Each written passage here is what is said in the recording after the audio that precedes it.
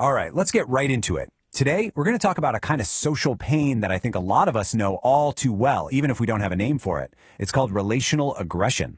You could think of it as mean girls style bullying, but for grown-ups. And we're going to look at it through the really practical lens of cognitive behavioral therapy, or CBT. You will be shown your place, and you will see and accept my place. Wow, that is a chilling quote, isn't it? It just cuts right to the core of this whole thing. This isn't about some playground scuffle. It's a cold, calculated power play. It's all about putting someone down to establish who's on top. So what exactly is relational aggression? Well, it's basically when someone uses relationships as a weapon. They cause harm by messing with your social status or your connections with other people. We're talking about stuff like gossiping, public humiliation, or, deliberately leaving someone out. Let's paint a picture here, because I think this will make it crystal clear. Imagine you're at a dinner party. The host is systematically ignoring one person. Every time they try to speak, they're either talked over or their comment becomes the butt of a joke. Meanwhile, that same host is showering everyone else with compliments. You see what's happening? They're creating this invisible wall, punishing one person and rewarding everyone else for going along with it. It is so easy to just brush this stuff off as drama, right? But the pain is incredibly real. So, why? Why does being excluded or iced out feel so absolutely devastating? Well, it turns out it taps into something really, really deep inside all of us. The thing is, our brains are literally hardwired for survival. And for our ancestors, survival meant being part of the tribe. If you got kicked out of the group, that wasn't just socially awkward. It was basically a death sentence. So when you get targeted like this today, your brain's alarm system doesn't know the difference. It just screams, "Danger! Threat to survival!" And that's when these questions start flooding your mind, right?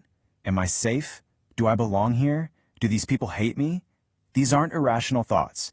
This is your brain's ancient survival software, running a diagnostic to figure out if you're still safe within the tribe. Okay, so we get what it is and why it hurts so badly. The big question is, what can you actually do when you're the one being targeted? This is where we get practical. We're going to build what I like to call a resilience toolkit, using a step-by-step CBT approach to help you navigate these awful situations. All right, here's your roadmap. First, just acknowledge what's happening in your body. That jolt of adrenaline, the racing heart, that's just fight or flight. Step 2, and this is crucial, cool down. Don't react in the moment. Give yourself time. Then, you can start to challenge those worst-case scenario thoughts. Question them. From there, you develop a new inner monologue, rational self-talk. Only then, when you're calmer, can you effectively set some healthy boundaries and practice how you'll respond next time. And this right here, this is the real battleground. It's all happening inside your own head. On one side, you have that automatic catastrophic thinking. This is a disaster. Everyone hates me. But on the other side, you have a choice. You can consciously reframe it, shifting your thought from "this defines me" to "their behavior says a whole lot more about them than it does about me." That is where you take your power back. And here are some phrases you can literally borrow for that new inner monologue. Even if someone thinks little of me, I don't have to agree. That is so powerful. It's a declaration of your own self-worth. And I love this last one. My goal is to manage the situation, not to win a feud. That one thought changes everything. It's not about fighting, it's about protecting yourself. Now here's the thing. This whole dynamic, it never happens in a vacuum. It takes a cast of characters. So let's zoom out for a second and look at the other two key roles in this drama. The person who's actually doing the bullying and the person who just lets it happen. And we have to be honest here. If you recognize a little bit of yourself in that aggressor role, this is a moment for some real talk. Often, this kind of behavior comes from a deep place of insecurity. So the question is, are you trying to lift yourself up by pushing someone else down?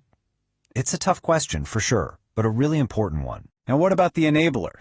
The bystander. The one who might give an uncomfortable little laugh or just stays completely silent. Why? Is it because you want the person in charge to like you? Or are you just afraid to rock the boat? Figuring out your motivation is the very first step to choosing to do something different next time. Before you embark on a journey of revenge, dig 2 graves. This quote from Confucius just hits so hard here. It really speaks to the true cost of this behavior. It's not just the target who gets hurt. When you engage in this kind of social aggression, it ultimately poisons you too. It's a path that really leads nowhere good. So, with all that said, how do we break this destructive cycle? How do we find a way forward, no matter what role we might have played in the past? Well, there's a clear path that really applies to every single person involved. It really boils down to three big things. First, unconditional acceptance. Just accepting that people are imperfect, you're imperfect, life is messy. That alone takes so much fuel out of the fire of drama. Second, empathy. Trying to understand why someone is acting the way they are. It doesn't excuse it, but it helps you respond smarter. And finally, healthy boundaries. They are essential for everyone, so we all know where the lines are. And let's be super clear. This is not just a high school problem. This exact dynamic plays out every single day in offices, in families, in our friend groups. The goal isn't to create some perfect world where there's never any conflict. That's not realistic. The goal is just progress, to be a little more aware and a little better at handling our relationships. So all of this leaves us with one final big question to think about. Now that you understand the game, the pain it causes, and the tools to deal with it, what role are you going to choose to play in your own life? Because creating groups that feel safe and inclusive, that isn't somebody else's job. It really does start with each and every one of us.